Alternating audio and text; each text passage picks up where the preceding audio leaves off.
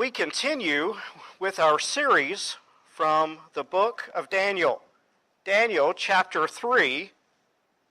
Daniel chapter 3 this morning as we continue to look at how God is using four men who did not expect to be on a mission. It's interesting how sometimes not expected in an unexpected way to be used in an unexpected situation. God has used Daniel and three guys with three weird names: Shadrach, Meshach, and Abednego. And God is using these three fellas now in this particular chapter of chapter 3 to really heat things up. You'll figure that out in just a moment. And matter of fact, God is going to use them to do something that is totally bizarre. And not only are they going to heat things up, King Nebuchadnezzar is really going to get heated up.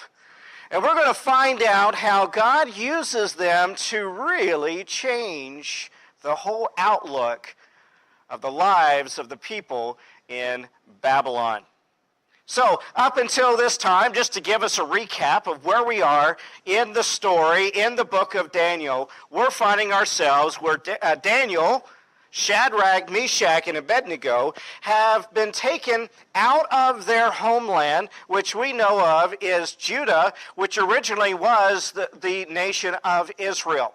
And out of Israel were, of course, the people of Israel gave up on God. They turned away from his precepts and turned away from worshiping God and God alone. But there are some who are just like Daniel, Shadrach, Meshach, and Abednego, who would not give up on God. They followed God. And these young men, because they were young, we don't have any idea how young, but whoever they were followers of God. And what was a regular practice of Nebuchadnezzar and the Babylonians were that they took these young men who were fairly good-looking and strong and knowledgeable. He took these men, brought them back to Babylon, and put them in a training course. And he made sure that they had this quite good regimen of food, and they went through these physical tests and all this, and knowledge tests, and through this process, they ended up becoming some kind of leadership. If they went through the process right, they become leaders within his court. And after a while, they become these leaders in the court, and they are brought up through the kingdom and put in place throughout the kingdom to be leaders over maybe their own people or other people. Well, it worked out great because it so happened that Daniel was put in a place where he had a higher authority. Matter of fact, he may have been somewhere in the second in command or third or fourth. He had some kind of high authority within possibly the palace or whatever, where he had some kind of leadership that Nebuchadnezzar depended upon. Shadrach, Meshach, and Abednego ended up having some good authority as well in different places throughout Babylon as well. We know that was put in that place because Daniel had the ability, because God gave him that ability, to be able to interpret his dream. Apparently, Nebuchadnezzar had this horrible, horrible nightmare. Daniel, if you remember, went to God, and God gave him an interpretation of this dream that Nebuchadnezzar had. This horrible dream was of a statue that terrified Nebuchadnezzar. And Nebuchadnezzar needed someone, first of all, to tell him the dream, and then after he told him the dream, he needed him to interpret the dream. And that's exactly what Daniel was able to do. Because of that, he put these Jewish leaders Again, Daniel, Shadrach, Meshach, and Abednego into a place of authority throughout his palace and kingdom. Well, now things are getting a little tense again in the leadership of Babylon. So that's where we find ourselves now in chapter 3, starting with verse 1, where things, it just seems to always be drama. And that's what I like about the book of Daniel. It's all about drama. But God is always in the middle of the drama. And that makes it even more exciting. Verse 1. King Nebuchadnezzar made a gold statue, 90 feet high, 9 feet wide. He set it up in the plain of Dura, in the province of Babylon. Okay, you got to use your imagination here. I know you've got a good imagination. Why? Because you have to put up with me. Okay, use your imagination. Somewhere out of the city of Babylon, Nebuchadnezzar puts up this statue. This 9-story high statue, either made completely of gold or most likely covered in gold. Now, we have no idea what the statue looked like. We just have a pretty good idea that it was terrifying. We think that, or some people think, that this statue may have been the statue that Nebuchadnezzar saw in his dream. The reason that some think that is because that the people needed to have the same kind of terror he felt that he had in his own dream, so he made sure that this statue that he put up was the same kind of statue that he saw in his dream, so they wanted to, he wanted them to feel the same way he did. I don't know. Possibly it was the statue of their main god, their little g, their god, and so he wanted to have this statue lifted up of their main god, Marduk. And so he wanted them to bow down to this one god, Marduk.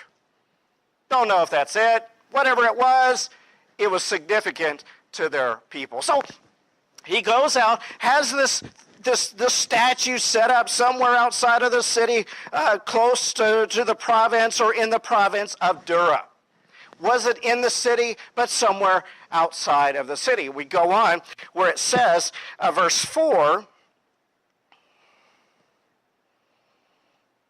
I'm sorry, let's go back to verse 2. King Nebuchadnezzar sent word to assemble the satraps, prefects, governors, advisors, treasurers, judges, magistrates, and all the rulers of the provinces to attend the dedication of the statue King Nebuchadnezzar has set up. So the satraps, prefects, governors, advisors, treasurers, judges, magistrates, and all the rulers of the provinces assembled for the dedication of the statue the king had set up. Then they stood before the statue Nebuchadnezzar had set up. Who was it that came? Well, we don't really know who all these people are, but they are in some way leaders of the region. Remember, these leaders are people that Nebuchadnezzar had put in place. Most likely, most of these people are people that he had conquered their lands. These are the people that he had gone out and conquered somehow throughout his expanded kingdom, his empire. Some of them were also Babylonians right there in his region. Whoever they were top leaders, provincial leaders. Some of them were low-level guys. Some of them were peons. Whoever they were leaders that he says, you're going to come in for this convention, and you are going to come in for this ceremony, and you must be there. Now, most likely there were some that were left behind. These were usually second or third command that had to keep things running in those areas. A lot of questions of where was Daniel through all this? You ever wondered that? Why was Daniel not there? Well, most likely, and this is what a lot of people believe, is that reason Daniel and some of the other leaders, somebody had to stay behind and make sure things were still running. Daniel most likely was still behind because Daniel had to kind of keep up with the palace. Daniel most likely was the guy that had to keep up with what was going on there in the palace. He had to keep things running. If nobody was there to keep things running, then things are going to fall apart, right? So that's a good possibility. We don't know, but most likely somebody had to keep things rolling along. So I think that's a good idea, a good possibility. We really don't know. So somebody was there. So as we go along and try to figure out what's happening, he pulls all this leadership together and said, and by the way, it's the leadership he pulls together. One thing that if you go to any kind of leadership conference, if you go to any kind of military training or whatever, what is it that is important?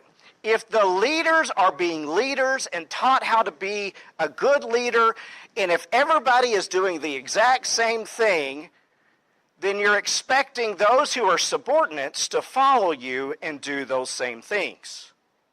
So if you have your leadership in control, then everybody else is supposed to follow and do the same thing, correct? So it makes a lot of sense.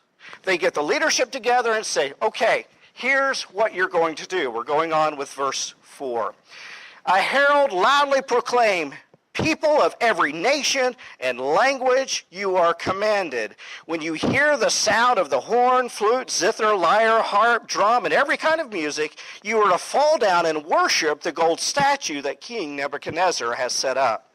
But whoever does not fall down and worship will immediately be thrown into a furnace of blazing fire.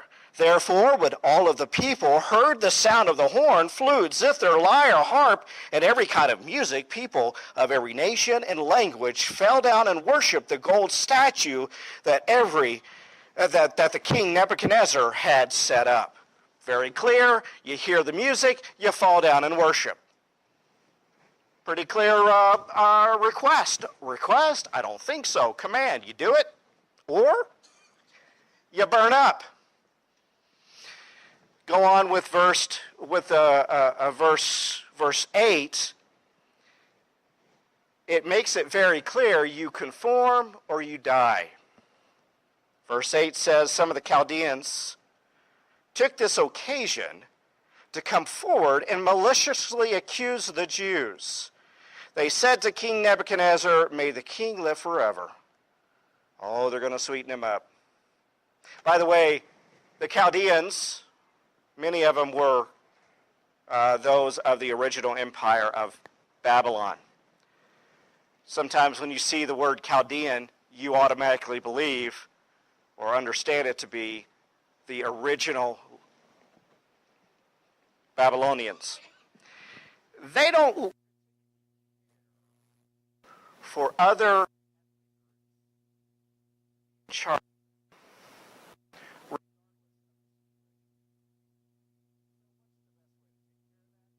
They tattle. It's funny how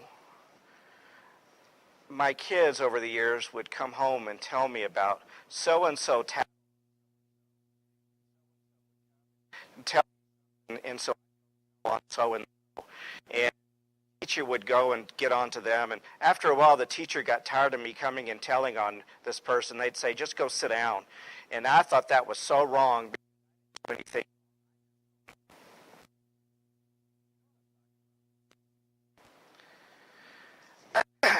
Well, what's so funny about that? Well, they're acting like second graders.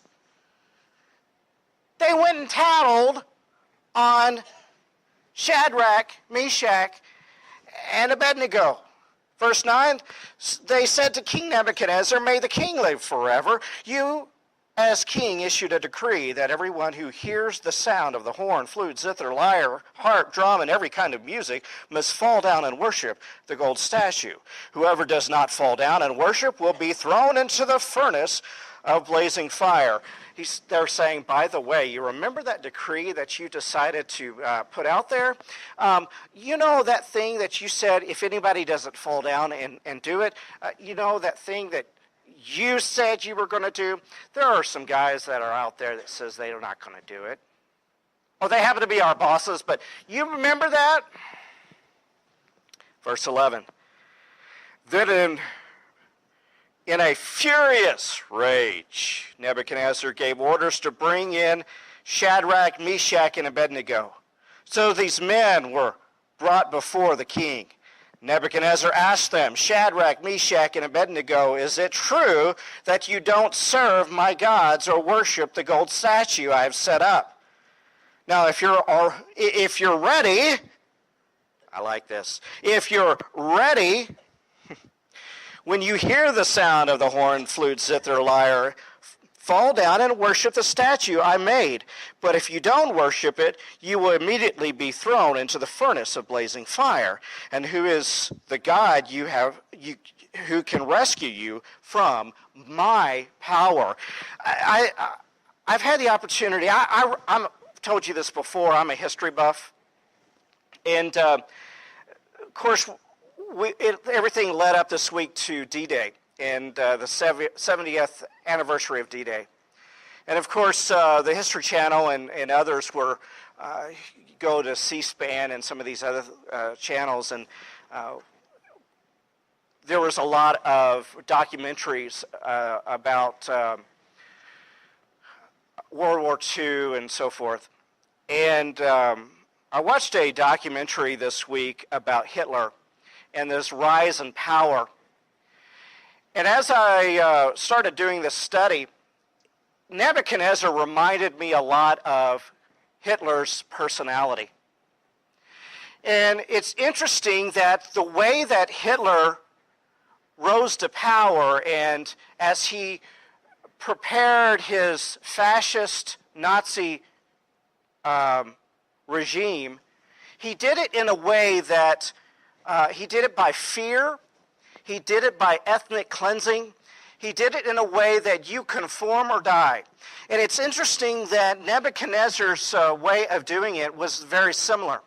When he expanded his kingdom, when he expanded the empire, he did it in a way that he did it by force.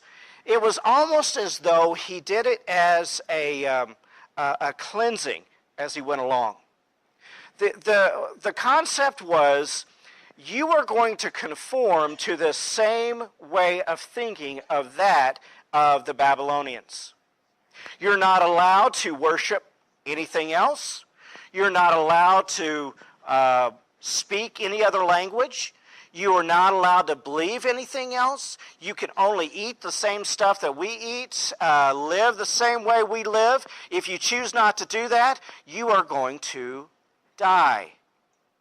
And then we see that Nebuchadnezzar, in his fits of rage, it says, in his insanity of rage, he would react to everything. Remind you of somebody else in our history? And so as we go along here, it says that, now, I'm going to give you another chance. Now, that's a little bit different in Hitler's rise in power. He says, I'm going to give you another chance. And I think it's because he has seen where God has brought Daniel, Shadrach, Meshach, and Abednego out of some amazing things. He saw what happened. But he's going to give these three fellas another chance because they're going against his direct wishes, his direct commands. And so he said, I'm going to give you another chance. So when the band begins to play, by the way, the orchestra begins to play. This concept of music that they're playing is more like an orchestra. It's not a loud noise like sometimes we think. Matter of fact, it's a totally different kind of music that you would hear in the Jewish faith. It is really a beautiful sound, ceremonial sound. It says when the ceremonial music begins to play, what you're going to do is you're going to bow down in ceremony to the statue. And the chance did not even come about. Look what it says in verse 16. They replied very honestly, But respectfully, it said, Shadrach, Meshach, and Abednego replied to the king, Nebuchadnezzar, we don't need to give you an answer to this question. If the God we serve exists, then he can rescue us from the furnace of blazing fire. And he can rescue us from the power of you, the king. But even if he does not rescue us, we want you as king to know that we will not serve your gods or worship the gold statue you set up. The Nebuchadnezzar was filled with rage, and the expression on his face changed toward Shadrach, Meshach, and Abednego. He gave orders to heat the furnace 7 times more than customary. It is understood. By the way, let me just give you a depiction of what this could be. We don't know exactly what this furnace looked like, but the idea behind it was huge. There's a good possibility the reason that furnace was out there was not necessarily to be a place where they did the executions. Most likely that furnace was there because they used it to build the statue. It was something that was used to melt or smelt the gold. It was also probably used to bake the bricks. So what it was a cauldron or some kind of oven where the ash and the heat and the smoke would come out the top, fairly big enough for men to walk around in if necessary, like we'll find out. And then there was something from the side, an opening from the side where they would put the brick or the gold or whatever and take care of whatever it is they needed to do from the side. And he said to them, I want you to get this fire going, get it hot. And he says, I'm so mad, let's get it as hot as 7 times. It's understood, by however they figured this out, it could be as hot as 18 degrees Fahrenheit. Why you need to cook something at 18 degrees Fahrenheit, I don't know. But do you think he was a little demented at this point? I think so. He was mad. Verse 20, and he commanded some of the strongest soldiers in his army to tie up Shadrach, Meshach, and Abednego and throw them into the furnace of blazing fire. He knew he was going to send the greatest, the most powerful, the strongest of his warriors. He knew he was sending them to their death just to make a point.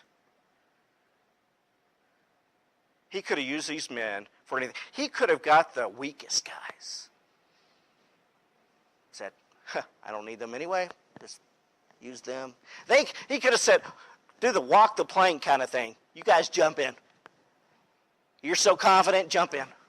No. He says, I know what's going to happen to these guys anyway. Let's throw them in. Goes on and says, so these men in their trousers, robes, head coverings, and other clothes were tied up, thrown into the furnace of blazing fire. Since the king's command was so urgent and the furnace extremely hot, the raging flames killed those men who carried Shadrach, Meshach, and Abednego up.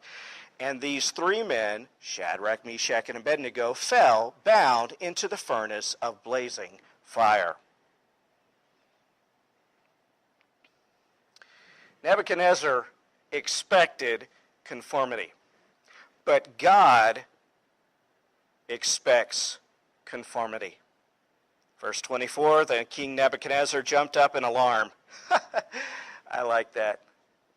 I think it's better translated terrified. The Aramaic is translated, he was terrified. This seems to be a pattern for him. Up until this time, we keep seeing this word terrified, terror. you think after a while he'd get a clue. It says, Nebuchadnezzar jumped up in alarm. He said to his advisors, "Did we throw 3 men bound into the fire?" "Of course, your majesty," they replied to the king. He exclaimed, "Look, I see 4 men not tied walking around the fire unharmed, and the 4th looks like a son of the gods." Now, stop there for a second. Don't know what that means. He is interpreting what he saw. This man, who was not a Jew, was nothing, but he saw something that he testified to of, there's something different. There's a 4th guy in there with him, and he looks like an angel, like something not of this world. And Nebuchadnezzar then approached the door of the furnace of blazing fire and called, "Shadrach, Meshach, and Abednego, you servants of the Most High, come out." Can you imagine this for a second? Again, you got to go back to your imagination here. He calls into the furnace and he says, "Fellas of the Most High God, come out of there." I don't know about you. If I was one of the 3 guys, really? We just got in here. We're walking around with whatever. Either it was an angel. If some people think maybe it was Jesus. Maybe it was Gabriel. Whatever. They're walking around in the furnace with a representation. Somebody who is from heaven. And we just got in here. We got a lot of questions for this guy. And you want us to come out now? Well, I could just see him thinking, "Why don't you come in?" No, whatever. Okay. I don't know, that's just what I would be thinking. So Shadrach, Meshach, and Abednego came out of the fire. When the satraps, prefects, governors, and the king advisors gathered around, they saw that the fire had no effect on their bodies and on these men. Not a hair on their head was singed. Their robes were unaffected, and there was no smell of fire on them. Nebuchadnezzar exclaimed, "Praise to the God of Shadrach, Meshach, and Abednego." They sent his angel and rescued his servants and trusted in him. They violated the king's commands, and they risked their lives rather than serve or worship any god except their own God. Therefore, I issued a decree with anyone of any people, nation, or language who says anything offensive against the God of Shadrach, Meshach, and Abednego will be torn limb from limb, and his house made of a garbage dump. For there is no other God who is able to deliver like this. Then the king rewarded Shadrach, Meshach, and Abednego. You know, Nebuchadnezzar may not have understood who God was, but he understood his work and he feared him. You know, when we go through the fire, God is with us. We must put him first. We must be at peace knowing God is in control. And we must be willing to give up everything, knowing he has a bigger plan. You know, that is the issue here. We must be willing to give up everything, knowing he has a bigger plan. That's hard.